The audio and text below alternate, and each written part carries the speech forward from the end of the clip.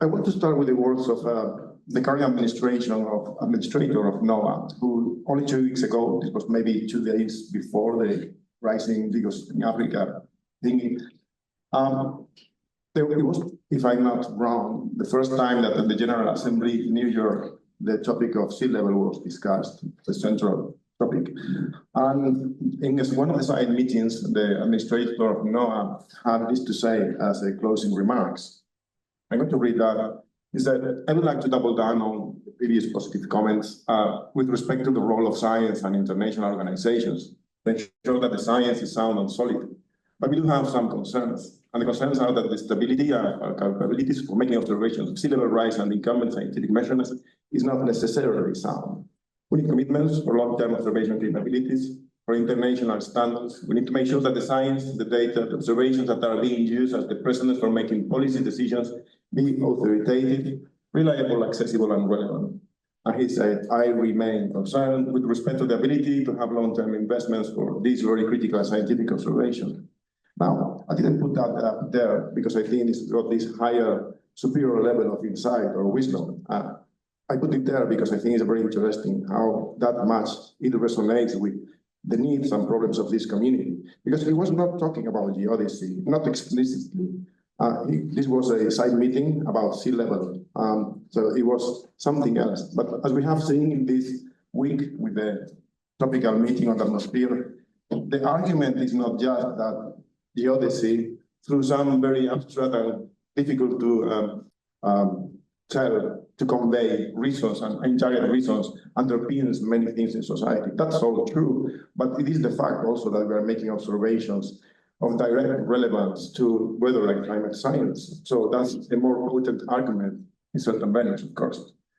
So with that as an introduction, which is very relevant to this bureau, because those critical scientific observations are done with instrumentation, with capability, with infrastructure on the ground, which is what we do. So as a reminder, for there's always new people, the operational component is of the supply chain is what we are concerned about. And we are tasked, this is taken from the Geodesy handbook, so it should be up to date, with developing a strategy to design, integrate, and maintain this infrastructure in a sustainable way in the long term. Now, that's a little bit ambitious. I don't think that we can pull that off ourselves, but it's good because we are not alone anymore. Now, we can reach, or we will be able to reach places we were not previously, thanks to the United Nations Center of Excellence. And there's a signed ALCs there, so we can provide technical, scientific advice and do all those things that were already being done, like monitoring the network status, definition of what is it that we need, what are the gaps, everything from a technical point of view. And then other people, like our friends from the center, can then take it to the next level. Okay.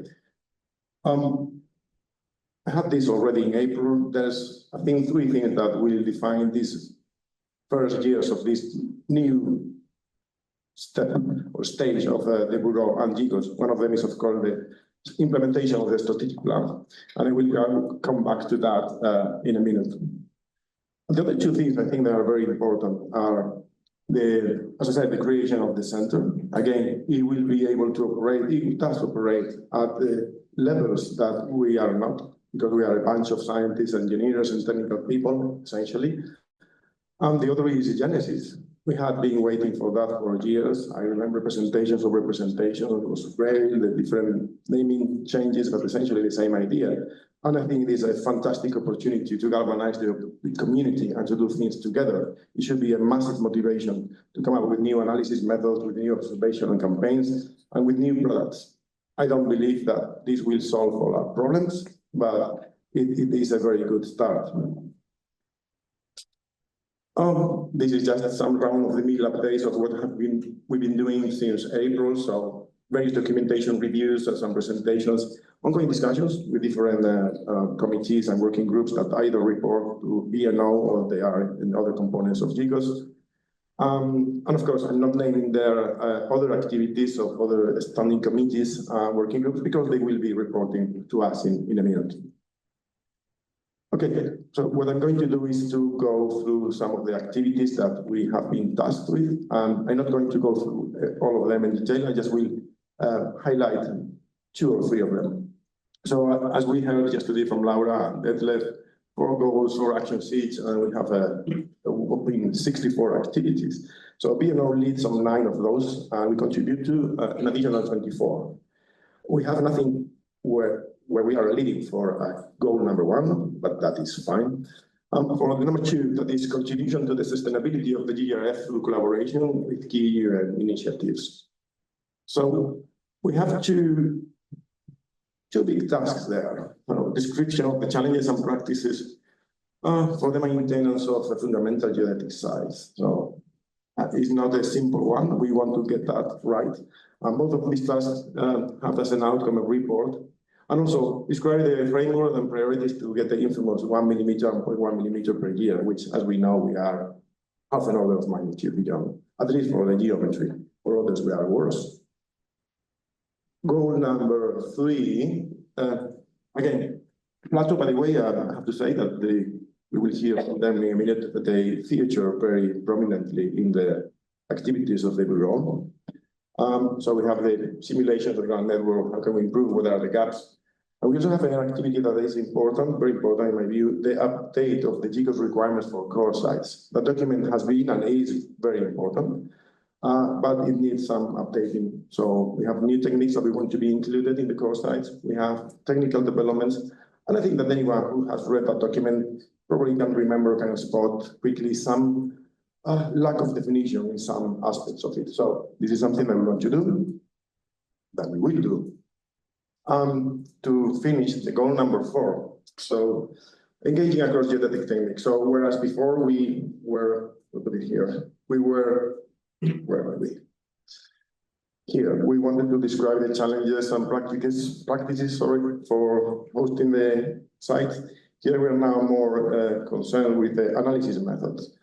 I'm not too sure why this ended up here, I have to say. So I have edited this a little bit. So this for conciseness, and this column, the one about what components of GGOS are going to be in charge of.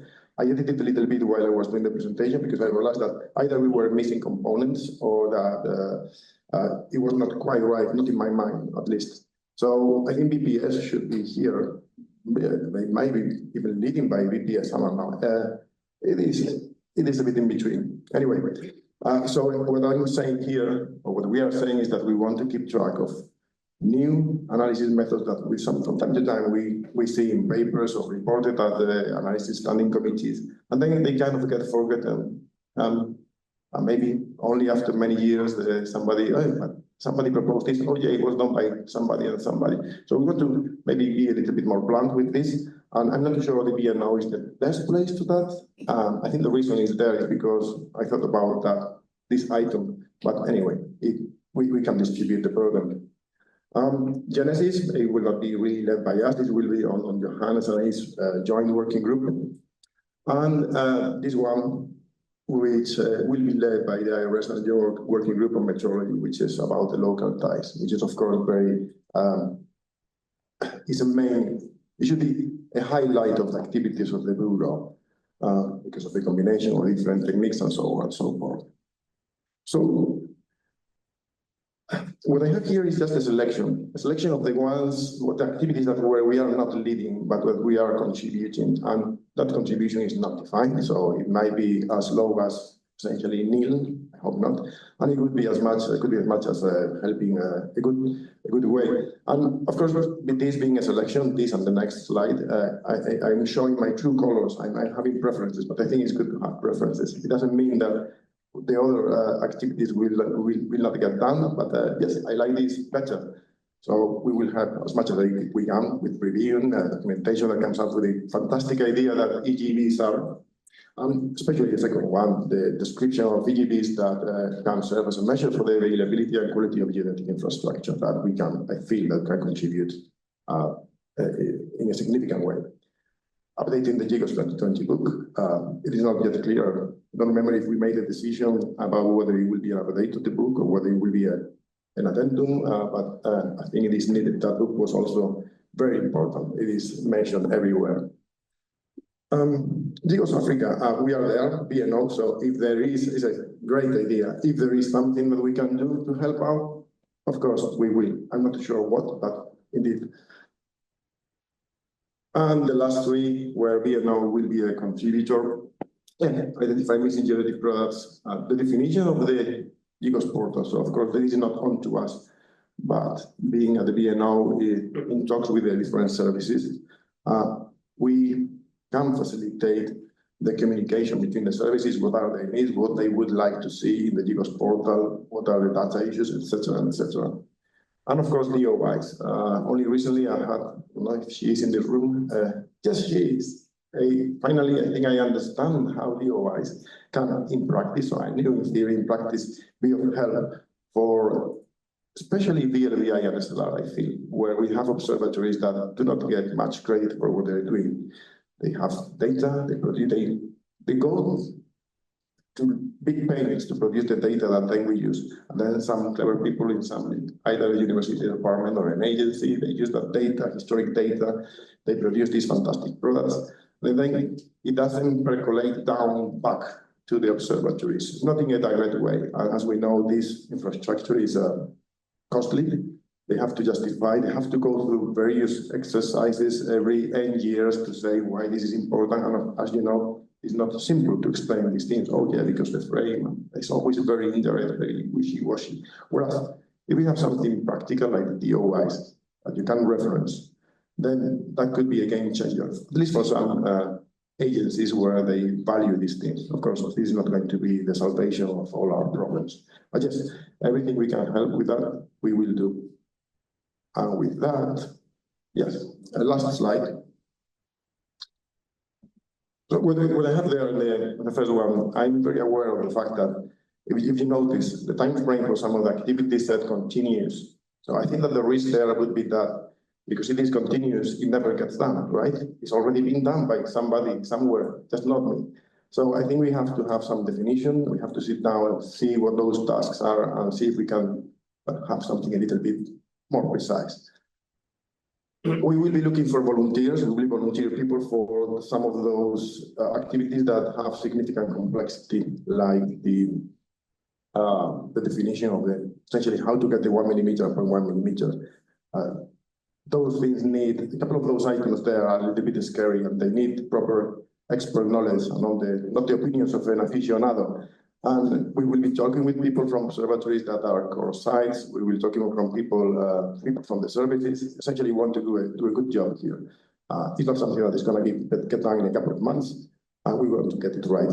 The other task that I might have in mind is the updating of the GGOS core sites.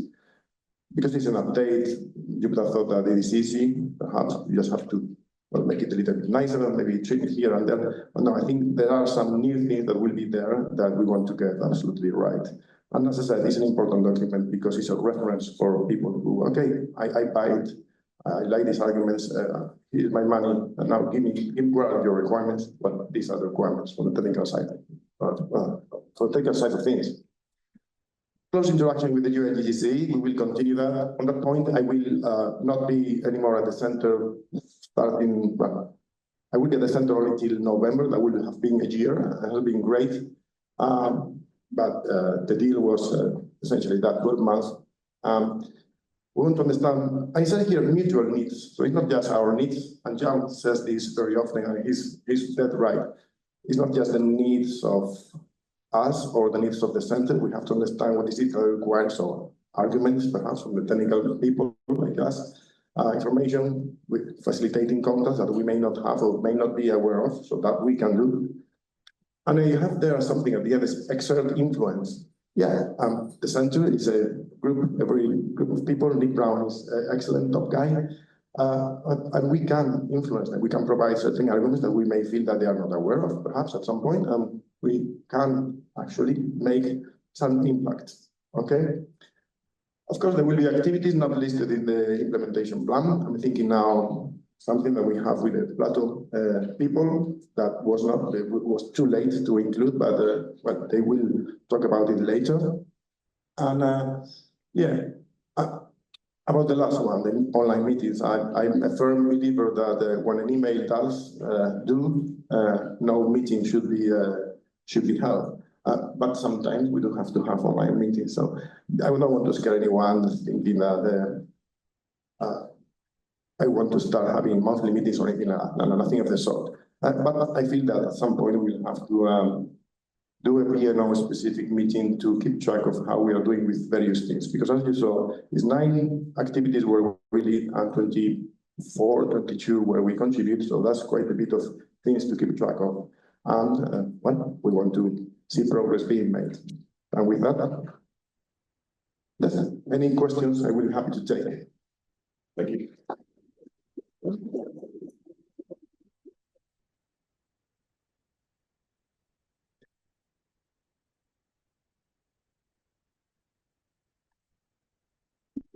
Okay.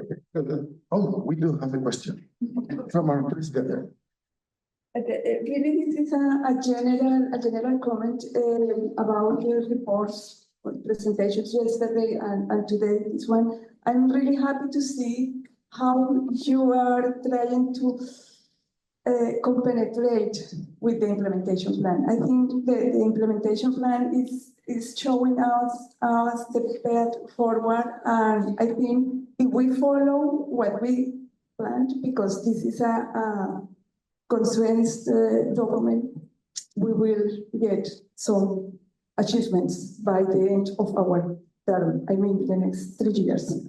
That's all. Thank you.